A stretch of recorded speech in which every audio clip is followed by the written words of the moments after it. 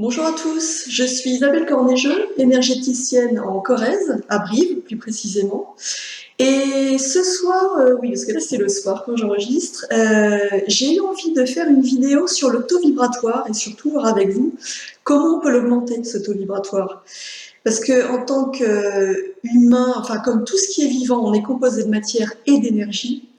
Et donc, plus on vibre à une fréquence élevée, c'est-à-dire plus notre taux vibratoire est élevé, et en gros, mieux on se sent. C'est-à-dire, avec un taux vibratoire élevé, on est en meilleure santé, on va être de meilleure humeur, on va apprécier la vie, tout va être plus facile. Plus on vibre haut, et plus les choses sont faciles, aisées, fluides, légères. Donc, comment on fait pour augmenter son taux vibratoire concrètement? En fait, c'est tout ce qui nous fait du bien, ça élève notre taux vibratoire. Donc, en gros, ça peut être les activités physiques. Si vous faites du sport, même sans être un grand sportif, hein, faire du sport, ça aide à augmenter le taux vibratoire. Ça peut être écouter de la musique. Alors, entendez-nous, hein, pas une musique triste qui va vous donner envie de pleurer, mais écouter une musique qui va vous donner envie de danser, qui va vous mettre en joie. Voilà, ça va faire monter votre taux vibratoire. Ça peut être aller vous promener dans la nature.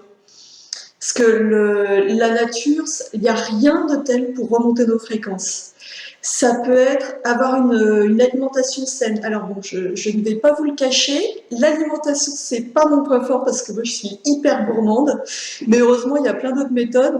Quand même, globalement, avoir une alimentation saine, ça augmente notre taux vibratoire. Plus on a une alimentation variée, plus on a nos apports en vitamines, en nutriments, et puis plus on vibre haut. Je vais essayer de me le répéter régulièrement pour moi aussi. C'est un gros chantier en ce qui me concerne.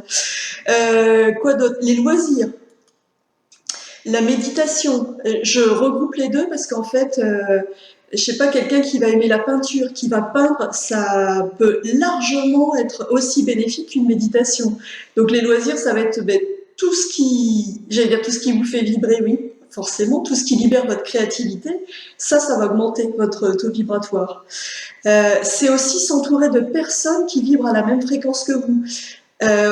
On l'a tous vécu, hein, parfois on est avec certaines personnes et on se dit voilà, elle m'a plombé, il ou elle m'a plombé parce que il ou elle n'allait pas bien, du coup je me sens vidée. À l'inverse, quand on est avec des gens qui vibrent haut, des gens qui nous inspirent, ça élève nos fréquences.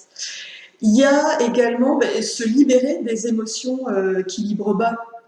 Parce que les émotions comme la colère, la tristesse, la culpabilité, les peurs, gros sujet, les peurs, voilà, tout ça, c'est des vibrations basses et du coup, ça nous fait baisser.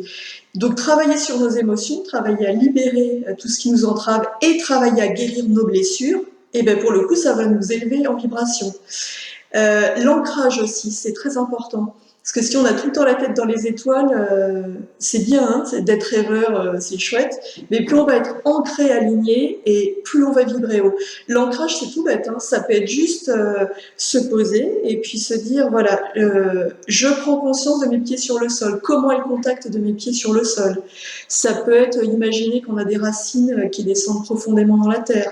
Ça peut être justement être dans la nature, ça aussi, ça aide à s'ancrer.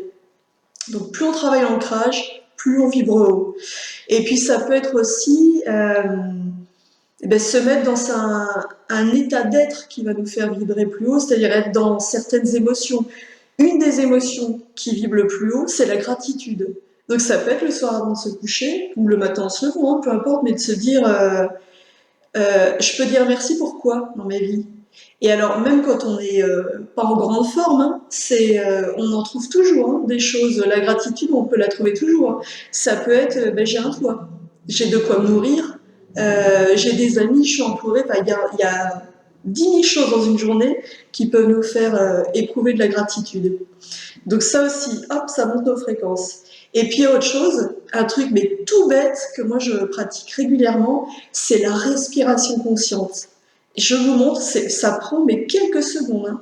C'est de se dire j'inspire et je sens quand j'inspire toute l'énergie qui rentre en moi, j'expire et à l'expiration, l'énergie, l'oxygène que j'ai inspiré se répand dans tout mon corps.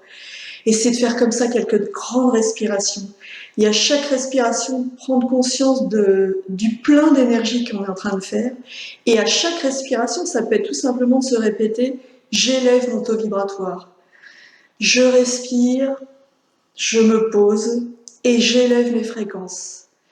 Je respire, je me recharge en énergie, je monte mon taux vibratoire. Voilà, c'est aussi simple que ça. Donc en gros, allez-y, usez, abusez de tout ce qui vous fait du bien. Élevez vos fréquences au maximum, vous serez plus joyeux, plus heureux, en meilleure santé. Et en plus, vous savez quoi? Vous en ferez profiter les autres. Parce que plus on va bien, et puis plus on répand notre bonne humeur, c'est contagieux la bonne humeur. Et un taux vibratoire élevé, ça permet de le communiquer aux autres, aux gens qu'on aime. Et à ceux qu'on aime moins, peu importe, mais voilà, aux gens qui sont autour de nous.